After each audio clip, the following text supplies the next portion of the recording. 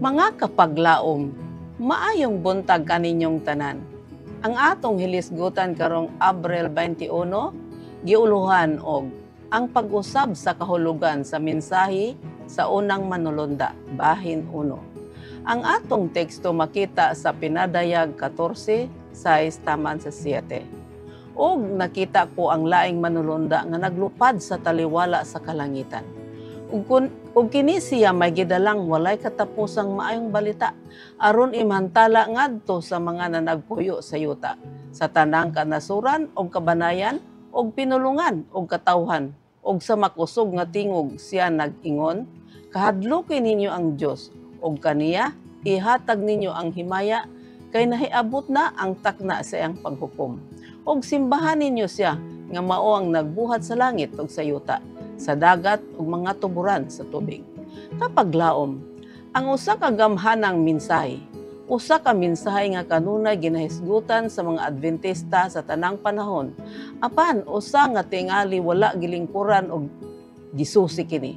Busa atong buhaton kini karong buntaga. Ang mensahe adunay duha ka upat ka sentro nga mga pagtulunan. Ang una, mao ang walay katapusan nga ebanghelyo. Alang sa mga Millerites, ang walay katapusang ebanghelyo labaw pa sa kaysa krus lamang o pagkabanhaw ni Kristo. Kini naglakip usab sa pinakalabing maayong mga balita nga si Jesus magabalik aron sa pagdala sa bug-os nga kamatuoran nga mga panalangin nga nahimo pinaagi sa iyang pagkalansang ug kadaugan gikan sa kamatayon. Busa ang ebanghelyo nga walay katapusan naglakip sa ikaduhang pag-ani, ang pagkabanhaw ni adtong namatay diha kang Kristo. Ang paglalin ni adtong buhi pa aron sa pagsugat kang Kristo sa kahanginan ug sa kabug-usan sa gingharian sa langit. Ang walay katapusang ebanghelyo nagalangkob niining tanan ug daghan pa alang sa Millerites ug sa sinaunang mga Sabbatarians.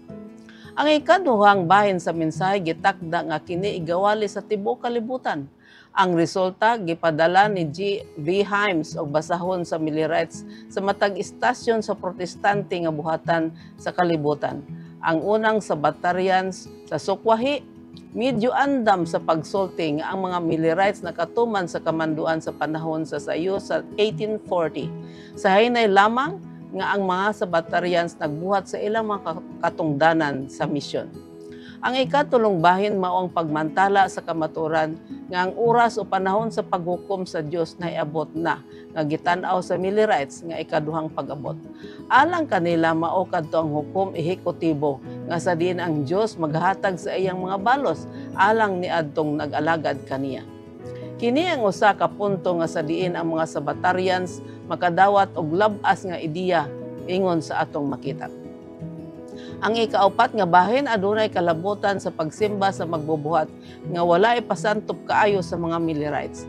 Apan sa atong nakita sa mga milabay nga mga semana, ang mga Sabbatarian susto nga nagtan-aw ni adtong mga pulong nga mao'y gipasabot ang igpapahulay nga gipakita sa Exodus 20 ug Genesis 2:1 taman sa 3. Ilang gidugtong ang igpapahulay ngadto sa Pinadayag 12:7 ug 14:12.